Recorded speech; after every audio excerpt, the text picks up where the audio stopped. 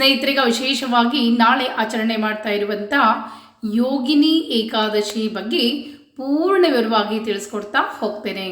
ಜ್ಯೇಷ್ಠ ಮಾಸದ ಕೃಷ್ಣ ಪಕ್ಷದಲ್ಲಿ ಆಚರಣೆ ಮಾಡುವಂಥ ಈ ಏಕಾದಶಿ ನಾಳೆ ಶುಕ್ರವಾರ 10ನೇ ತಾರೀಕು ಶುಕ್ರವಾರ ಭರಣಿ ನಕ್ಷತ್ರ ಶೂಲಯೋಗ ಭವಕರ್ಣದಲ್ಲಿ ಆಚರಣೆಯನ್ನ ಮಾಡ್ತಾ ಇದ್ದೇವೆ.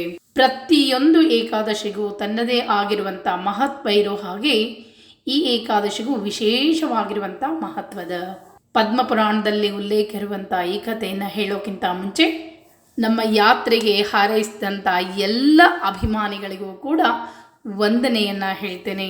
ನಿಮ್ಮ ಹಾರೈಕೆಯಿಂದ ನಾವು ಆರಾಮವಾಗಿ ಮನೆಯನ್ನು ತಲುಪಿದ್ವಿ. ಸಮಯ ಸಿಕ್ಕಾಗ ಖಂಡಿತವಾಗಿಯೂ ನಮ್ಮ ಯಾತ್ರೆ ಎಲ್ಲೆಲ್ಲಿ ಹೋಗಿದ್ವಿ, ಏನೇನು ಅನುಕೂಲತೆಯನ್ನು ಪಡೆದುಕೊಂಡ್ವಿ ಎಲ್ಲ ತಿಳಿಸ್ಕೊಡ್ತೀನಿ ಅಂತ. ಇನ್ನು ನಾಳೆ ಆಚರಣೆ ಮಾಡ್ತಾ ಇರುವಂಥ ಯೋಗಿನಿ ಏಕಾದಶಿಗೆ ಒಂದು ವಿಶೇಷವಾದ ಕಥೆಯನ್ನು ಹೇಳ್ತೀನಿ, ಕೇಳ್ರಿ. ಅಷ್ಟೇ ಅಲ್ಲ, ನಾಳೆ ವಿಶೇಷವಾಗಿರುವಂಥ ಒಂದು ಸಂಕಲ್ಪ ಕೂಡ ಹೇಳ್ಕೊಡ್ತೀನಿ. ಎಷ್ಟೋ ಅನಾರೋಗ್ಯಗಳು ಇದರಿಂದ ದೂರ ಆಗ್ತದೆ. ಈ ಒಂದು ವಿಶೇಷ ಸಂಕಲ್ಪದ ಜೊತೆಗೆ ಕಥೆಯನ್ನು ಹೇಳ್ತೀನಿ, ಕೇಳ್ರಿ. ಕುಬೇರನ ರಾಜ್ಯವನ್ನು ನಾವು ಅಲ್ಕಾಪುರಿ ಅಂತ ಹೇಳಿ ಕರಿತೇವೆ. ಇವತ್ತಿಗೂ ಕೂಡ ಅಲ್ಕಾಪುರಿಯ ರಾಜ ಕುಬೇರ ಅಂತಲೇ ಹೇಳ್ತೇವೆ. ಕುಬೇರ ಸಾಕ್ಷಾತ್ ಪರಶಿವನ ಪರಮ ಭಕ್ತ. ಅವನು ಶಿವನನ್ನು ಯಾವ ರೀತಿ ಆರಾಧನೆ ಮಾಡ್ತಿದ್ದ ಅಂದರೆ ಅದಕ್ಕೆ ಯಾರೂ ಸರಿ ಸಾಟಿ ಆಗಲಾರರು ಅನ್ನುವಷ್ಟು ಕುಬೇರ ಶಿವನ ಪರಮ ಭಕ್ತ.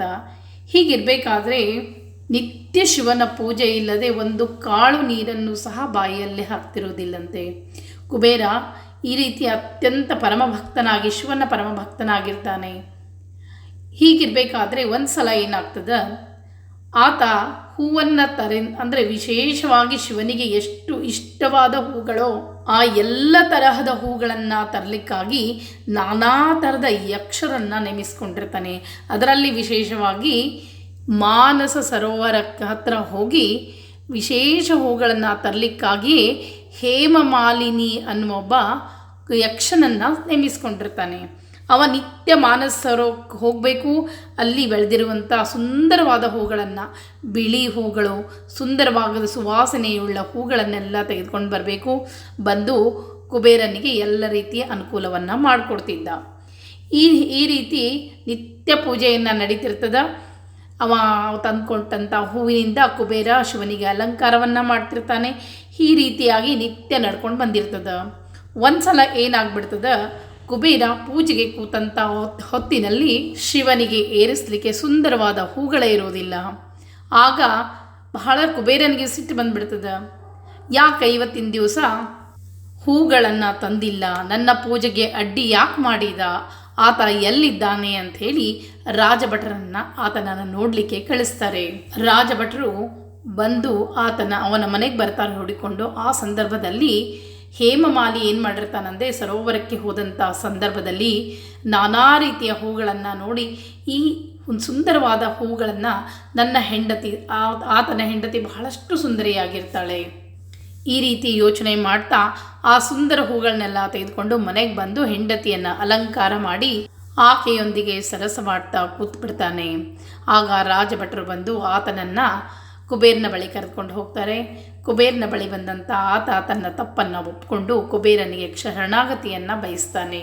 ಕುಬೇರನಿಗೆ ಶಿವನ ಪೂಜೆಗೆ ಅಡ್ಡಿ ಆಗಿರ್ತದೆ, ಬಹಳಷ್ಟು ಸಿಟ್ಟು ಬರ್ತದೆ. ಆಗ ಆತ ಹೇಳ್ತಾನೆ, ನೀನು ನನ್ನ ಶಿವಪೂಜೆಯನ್ನು ಅಡ್ಡಿ ಮಾಡಿದ್ದಕ್ಕಾಗಿ ನೀನು ಕುಷ್ಠರೋಗಿಯಾಗಿ ಅಡವಿ ತಿರುಗುತ್ತಾ ಹೋಗು ಅಂಥೇಳಿ ಶಾಪವನ್ನು ಕೊಟ್ಟು ಬಿಡ್ತಾನೆ. ಈ ರೀತಿಯಾಗಿ ಶಾಪಗ್ರಸ್ತನಾದಂಥ ಆ ಹೇಮಮಾಲಿ ಅಡವಿ ತಿರುಗುತ್ತಾ ಬರುವಂಥ ಸಂದರ್ಭದಲ್ಲಿ ಕೆಲವು ಸಲ ನಮ್ಮ ಕಷ್ಟಗಳು ದೂರವಾಗುವಂಥ ಏನು ಸಮಯ ಬರ್ತದಲ್ಲ, ಆಗ ಭಗವಂತ ಯಾರನ್ನಾದರೂ ತನ್ನ ಒಂದು ದೂತರನ್ನು ಕಳಿಸ್ತಾನಂತೆ. ಅದೇ ರೀತಿಯಾಗಿ ಅಲ್ಲಿ ಮಾರ್ಕಂಡೇಯ ಮಹರ್ಷಿಗಳ ಒಂದು ಆಶ್ರಮ ಆತನಿಗೆ ಸಿಗ್ತದೆ.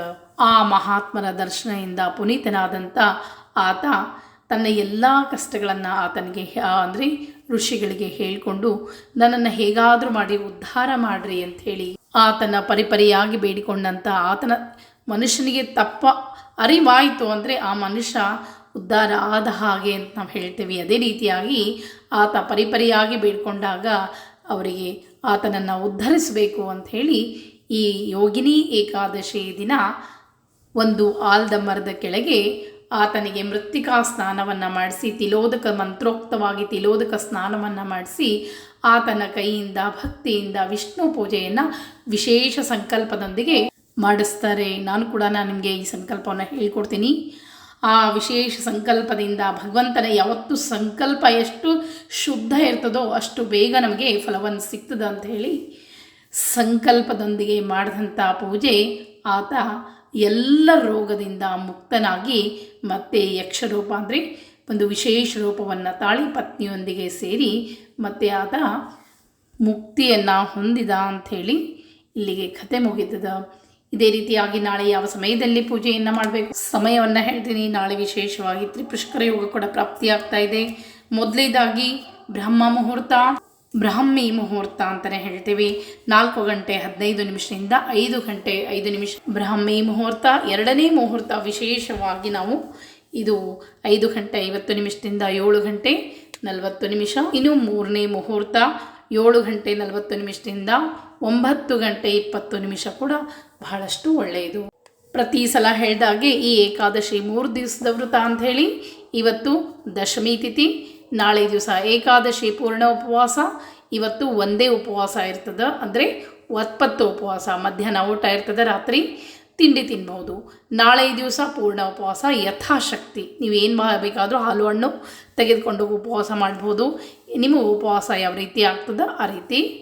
ಇನ್ನು ಮಾರನೇ ದಿವಸ ಅಂತ ಹೇಳ್ತೇವೆ, ಆ ದಿನ ದ್ವಾದಶಿ. ಆ ದಿನ ಹರಿವಾಸರ ಇರೋದ್ರಿಂದ ಅಂದರೆ ನೈವೇದ್ಯದ ಸಮಯ 10 ಗಂಟೆ 40 ನಿಮಿಷ ನಂತರ ನೀವು ನೈವೇದ್ಯವನ್ನು ಮಾಡ್ಬೋದು, ಊಟವನ್ನು ಮಾಡ್ಬೋದು.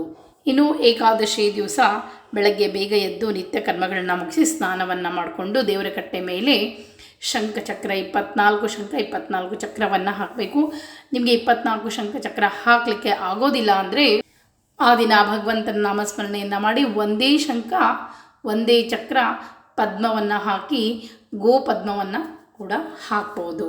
ಈ ರೀತಿಯಾಗಿ ಹಾಕಿ ಮೊದಲು ಸಂಕಲ್ಪ ಮಾಡಿಕೊಳ್ಬೇಕು. ಭಗವಂತನಲ್ಲಿ ಭಕ್ತಿ ಇರಬೇಕು, ಅನನ್ಯವಾದಂಥದ್ದು. ಸುಮ್ಮನೆ ನಂಬಿಕೆ ಇದ್ದಾಗ ಮಾತ್ರ ನಮಗೆ ಫಲಗಳು ಸಿಗ್ತದೆ. ಅದಕ್ಕಾಗಿ ನಂಬಿಕೆಯನ್ನು ಇಟ್ಟು ಸಂಕಲ್ಪ ಮಾಡಿರಿ.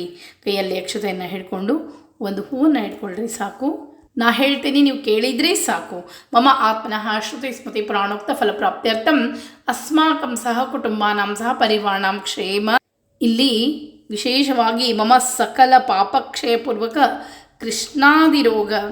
ನಿಮಗೆ ಯಾವ ರೀತಿಯ ರೋಗಗಳು ಕಾಡ್ತಾ ಇದ್ದೇವೆ, ಯಾರ ರೋಗದಿಂದ ನೀವು ಬಳಲ್ತಾ ಇದ್ದೀರಿ, ಅಥವಾ ಮನೆಯಲ್ಲಿ ಯಾರೇ ಆಗಿರ್ಬೋದು, ಅವರ ಹೆಸರು ನಕ್ಷತ್ರ ಗೊತ್ತಿದ್ರೆ ಎಲ್ಲವನ್ನ ಹೇಳ್ಕೊಳ್ಬೇಕು. ಹೇಳ್ಕೊಂಡು ನಿವೃತ್ತಿ ಕಾಮನೆಯ ಅಂಥೇಳಿ, ಅಂದರೆ ಆ ರೋಗಗಳೆಲ್ಲವೂ ಕಳೆದು ಹೋಗಲಿ, ನಿವೃತ್ತಿ ಕಾಮನೆಯ ಯೋಗಿನ್ನಿ ಏಕಾದಶಿ ವ್ರತಮಹಂ ಕರಿಷ್ಯೆ.